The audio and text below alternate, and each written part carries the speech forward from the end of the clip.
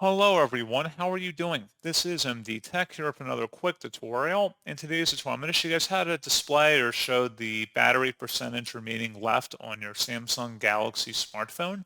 So this should hopefully be a pretty straightforward process here, guys. And without further ado, let's go ahead and jump right into it. All you have to do is scroll up on your home screen and then select the settings button. And then you want to select the battery button on this page.